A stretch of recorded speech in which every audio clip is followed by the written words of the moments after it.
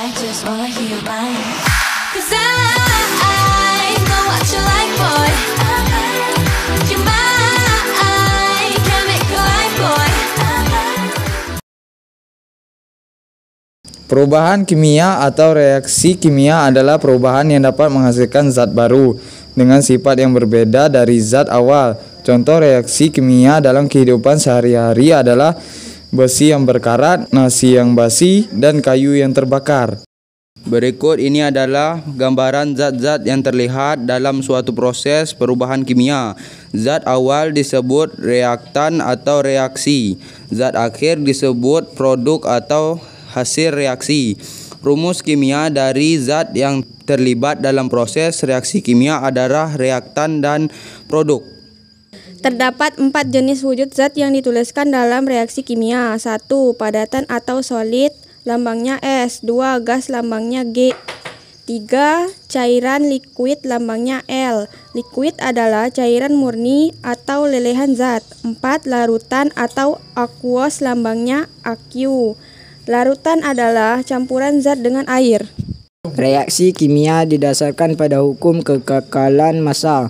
Hukum kekekalan massa menjelaskan bahwa massa sebelum dan setelah reaksi selalu sama. Pada persamaan reaksi kimia, persamaan jumlah zat sebelum dan sesudah reaksi dinyatakan dengan koefisien reaksi.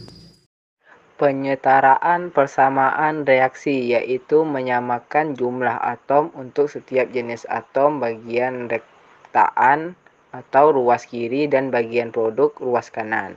Caranya yaitu dengan mengganti koefisien. Mengganti koefisien sendiri memiliki 2 cara, yaitu 1. Cara sederhana, 2. Cara kompleks. Nah, teman-teman, biasanya apabila koefisien reaksinya sama dengan 1 atau tidak ditulis, maka persamaan reaksinya belum setara. Pertama, kita akan menggunakan cara sederhana.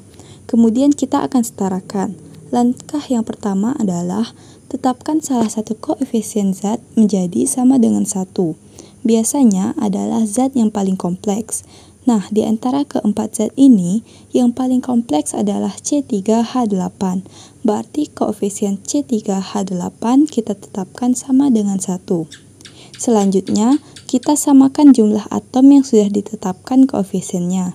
Karena di sini koefisien yang sudah ditetapkan adalah atom C dan H, maka kita tetapkan dulu salah satu dari atom tersebut.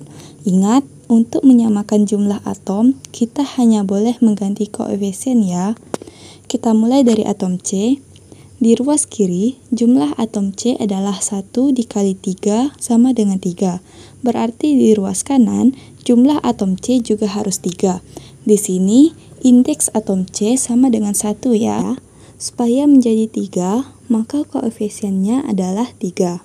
Jadi, di ruas kanan, jumlah atom C-nya sudah 3, yang artinya sudah setara dengan atom C di ruas kiri. Sekarang kita samakan jumlah atom H di ruas kiri, jumlah atom H sama dengan 8. Di ruas kanan harus mengikuti menjadi 8.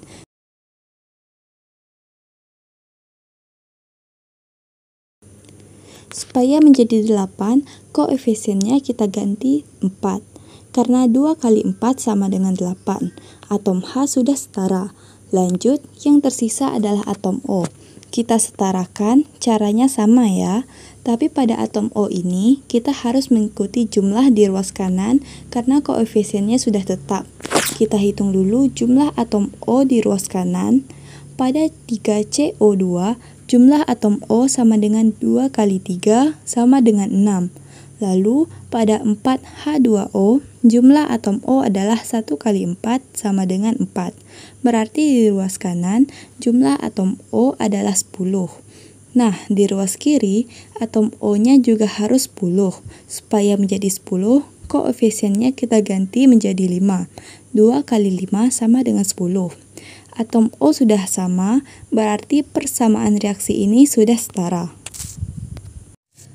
Selanjutnya kita akan memasuki cara kedua, yaitu cara kompleks. Dalam cara kompleks ini, koefisien dari setiap zatnya kita ubah menjadi variabel.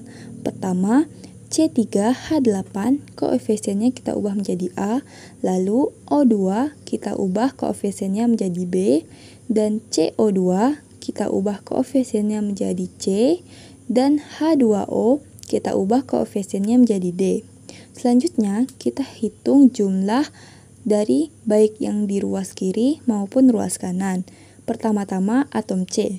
Ingat, untuk menghitung jumlah atom, itu menggunakan cara indeks dikali koefisien. Pada atom C, indeksnya adalah 3 dan koefisiennya adalah A. Maka, atom C adalah 3A. Lalu, atom C di ruas kanan adalah 1 dikali C sama dengan C. Kita lanjut ke atom H di ruas kiri. Jumlahnya adalah 8 dikali A menjadi 8A. Lalu, atom H di ruas kanan adalah 2 dikali D sama dengan 2D. Kita lanjut ke atom terakhir, atom O. Di ruas kiri, 2 dikali B sama dengan 2B, dan di ruas kanan, 2 kali C sama dengan 2C ditambah D. Kemudian langkah berikutnya, kita tetapkan salah satu koefisien zat menjadi 1. Nah, barulah kita akan menentukan koefisien lain dari 3 persamaan ini. Kita masuk ke persamaan pertama, yaitu 3A sama dengan C. A di sini kita sudah dapat hasil menjadi 1, maka 3 kali 1 sama dengan C. C sama dengan 3. Kita masuk ke persamaan kedua, yaitu 8A sama dengan 2D. 8 kali 1 sama dengan 2D. 2D sama dengan 8, D sama dengan 8 per 2, dan akhirnya D sama dengan 4. Nah, kita akan masuk ke persamaan yang terakhir, yaitu 2B sama dengan 2C tambah D. C di sini kita sudah dapat hasil menjadi 3, dan D sudah dapat hasil menjadi 4. Maka, 2 kali 3 tambah 4. 2B sama dengan 6 ditambah 4. B sama dengan 10 per 2, B sama dengan 5.